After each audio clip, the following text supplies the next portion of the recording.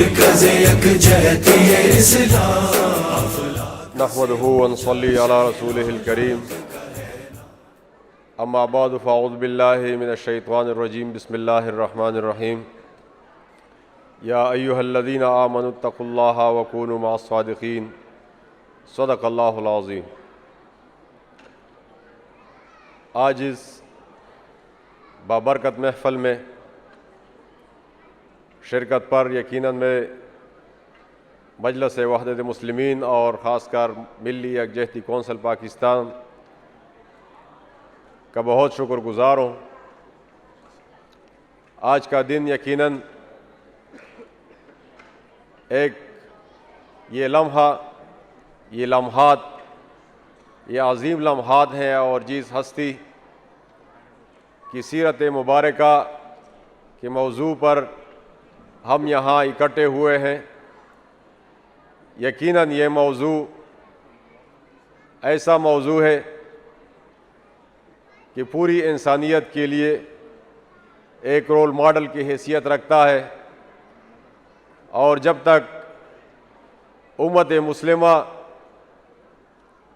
انہی ربیع الاول کے ایام میں اسی سیرت کے موضوعات پر ایسے تقریبات اور اس میں سنجیدہ موضوعات پر کوئی پروگرامات نہ ہوں، یقیناً یہ آج جو ماحول بنا ہوا ہے، میں معذرت کے ساتھ کہنا چاہتا ہوں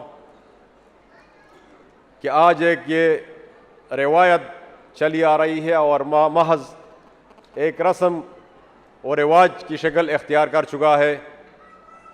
تو ضرورت اس امر کی ہے کہ ایسے پروگرامات میں ہم کم از کم اپنے آپ کا محاسبہ کریں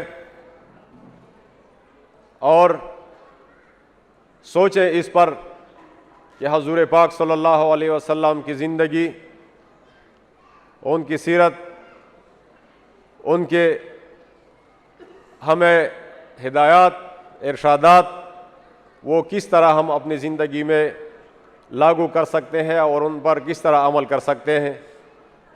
تب یہ سیرت کانفرنسز اور یہ پروگرامات اپنے مقصد کی جانب کم از کم گامزن ہو جائیں گی. یقیناً اس دور میں اگر ہم دیکھیں امت مسلمہ قسم قسم مشکلات اور مصائب کا شکار ہے. اس دور میں ہمارا بڑا المیہ ہمارے مذہب کے اندر اختلافات کا ہے.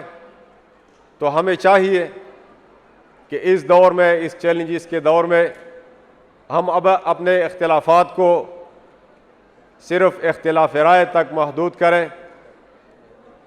اس سے مزید جو ہمارا آج کا ماحول ہے، ہمیں کوشش کرنی چاہیے کہ اس کو ہم قابو کر لیں اور کنٹرول کر لیں، کیونکہ مجھ سے پہلے بھی مقررین نے اپنے بیان میں فرمایا کہ الکفر ملت واحدہ، کفر یقیناً ایک ہی قوم ہے، اور وہ ہمیں اس نیت سے نہیں ٹارگٹ کر رہی کہ ہم بریلوی مسلک سے تعلق رکھتے ہیں، دیوبندی مسلک سے تعلق رکھتے ہیں، اہل تشیع سے تعلق رکھتے ہیں، یا کوئی اہل حدیث ہے، بلکہ صرف اور صرف اسلام کے نام پر ہمیں ٹارگٹ کر رہا ہے. تو ہمیں چاہیے کہ اس حوالے سے ہم اکٹھے ہو جائیں، اور اس دور میں خاص کر ہمارا جو مین المیہ ہے کہ ہمارے امت مسلمہ کا بیانیہ ایک نہیں، بس جو بھی عالم دین کسی بھی ممبر پر بیٹھے اور اس فورم سے جو بات بھی اس کے منہ سے نکلی، بس وہی پالیسی بن گئی، اور اس کے معتقدین اسی کو اسلام سمجھتے ہیں اور اسی پر عمل کو فرض سمجھتے ہیں.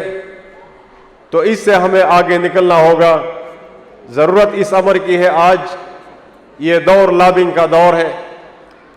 اس دور میں اکثریت کی بنیاد پر فیصلے نہیں ہوتے بلکہ لابنگ کی بنیاد پر ہوتے ہیں.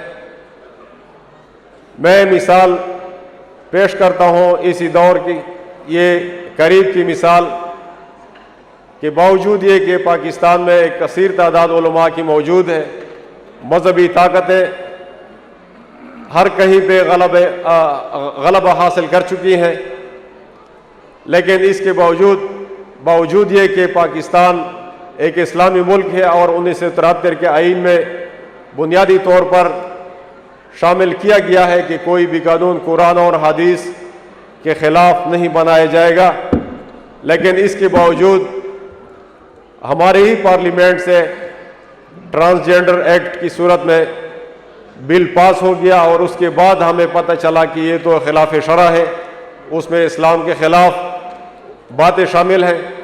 تو اب ہم سوچ رہے ہیں، کوئی ساتھی اس پر احتجاج کر رہے ہیں، بعض ساتھی وہاں پارلیمنٹ میں کے فورم پر اس کو ختم کرنے کی کوشش کر رہے ہیں، لیکن ہم سے یہ چیز منظور ہو گئی۔